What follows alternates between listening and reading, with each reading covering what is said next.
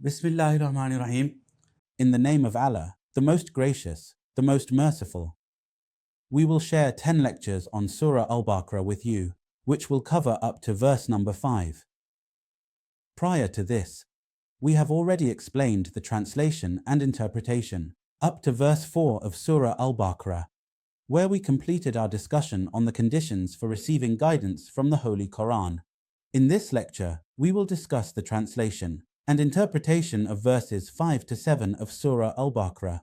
Let's begin with verse number 5. Bismillahir Rahmanir Rahim. Ulaika ala hudam min rabbihim wa ulaika humul muflihun. Translation: Such people are on the right path from their Lord, and they are the ones who will succeed. Along with the translation, keep in mind that such people are guided, and those who are referred to as successful are the ones who believe in and have faith in the conditions for receiving guidance from the Qur'an. Here, we will connect and explain two things. Number 1, guidance, meaning the right path, and number 2, success. Understand that there is a deep connection between guidance and success. Guidance shows a person the correct path, and by following it, one can achieve success in life. If we link this to the purpose of human creation, then this world is a testing ground for humans, where each person spends a brief time and leaves with the result of their success or failure, which will be announced on the Day of Judgment.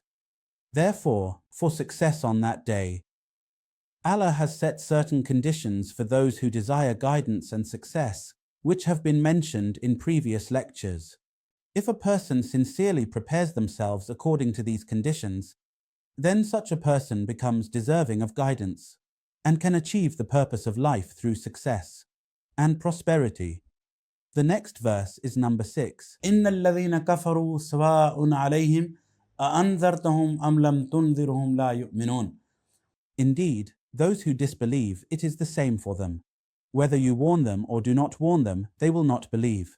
Translation: Those who have refused to accept these matters, that is, these conditions, it is a loss for them. It is the same, whether you warn them or not. In any case, they are not going to believe. The words of the verse, kafaru, disbelievers, refer to disbelief, meaning denial.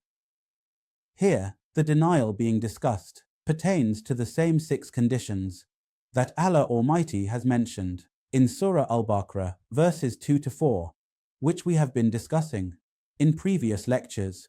We try to understand the reality of this verse in 2 ways.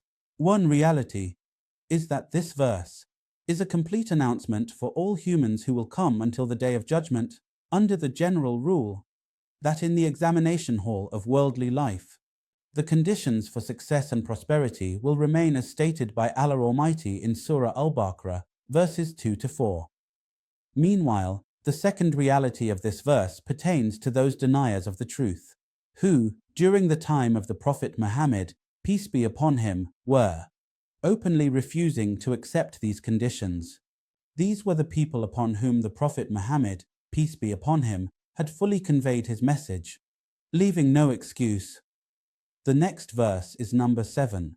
خَتَمَ اللَّهُ عَلَى قُلُوبِهِمْ وَعَلَى سَمْعِهِمْ وَعَلَى أَبْصَارِهِمْ غِشَاوَةٌ وَلَهُمْ عَذَابٌ عَظِيمٌ. Allah has set a seal upon their hearts and upon their hearing, and over their eyes is a veil.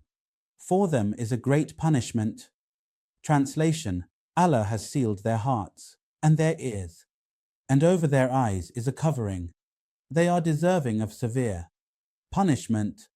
In fact, this is a judgment for the deniers of truth of that time, who were present during the era of the Prophet Muhammad, peace be upon him. Their hearts and ears have been sealed, and a veil has been placed over their eyes. Here, we must understand that the sources Allah Almighty has created for recognizing guidance or truth are connected through hearing and sight, which then lead to a change in the state of the heart. And it is these sources that Allah Almighty has sealed. Why did this happen? Why did Allah close the path of guidance for such people? The truth is that this matter was announced for such deniers of truth. Day after day, the Prophet Muhammad, peace be upon him, clearly explained the reality of guidance and the Qur'an, yet they outright refused to accept it. This explanation is present in their own statement, which is described in a certain way in verse number 5, Surah Hamim Sajda. وَقَالُوا قُلُوبُنَا فِي أَكِنَّةٍ مِّمَّا تَدْعُونَا إِلَيْهِ وَفِي آذَانِنَا وَقْرٌ وَمِن بَيْنِنَا وَبَيْنَكَ حِجَابٌ فَاعْمَلْ إِنَّنَا عَامِلُونَ. And they said, our hearts are within coverings from that to which you invite us, and in our ears is deafness, and between us and you is a veil. So work, indeed, we are working. These people would address you, peace be upon him, saying, I am translating the verse. Regarding what you are calling us towards, that is, they would say, our hearts are covered with veils.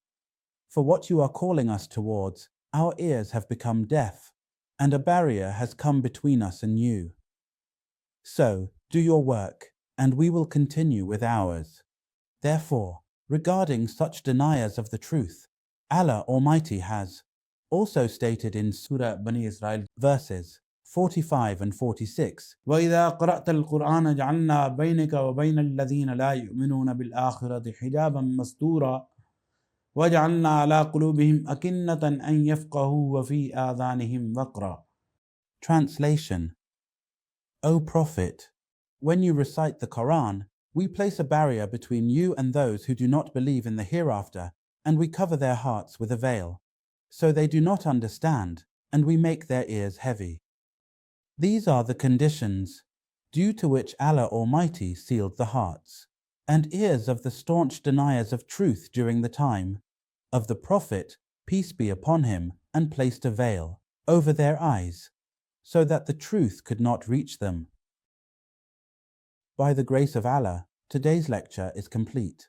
In the next lecture, we will discuss the translation and interpretation of Surah Al-Baqarah, starting from verse 8.